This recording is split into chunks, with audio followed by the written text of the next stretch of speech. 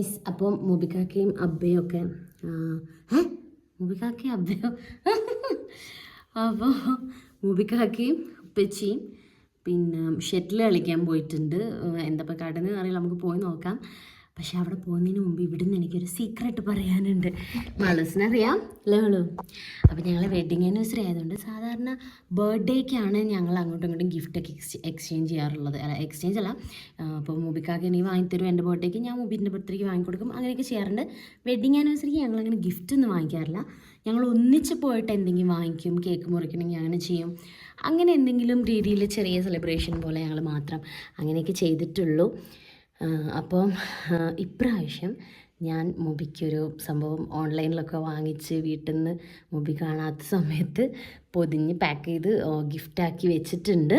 അപ്പോൾ അത് കൊടുക്കുമ്പം എനിക്ക് ഉറപ്പാണ് ആൾ ഞെട്ടും. കാരണം വെഡിങ് ആനിവേഴ്സറിക്ക് ഞാൻ ഇതുവരെ ഗിഫ്റ്റ് അങ്ങനെ കൊടുത്തിട്ടില്ല. പിന്നെ എനിക്ക് ഗിഫ്റ്റ് വാങ്ങിയിട്ടില്ലെങ്കിൽ ചിലപ്പം ഫീൽ ചെയ്യാനും ചാൻസ് ഉണ്ട്. ഞാൻ ആദ്യം എന്തായാലും എനിക്ക് കിട്ടിയില്ലെങ്കിലും എനിക്ക് കുഴപ്പമില്ല, മുബീനെ സർപ്രൈസ് ചെയ്യണം എന്നുള്ളതാണ് എൻ്റെ ലക്ഷ്യം.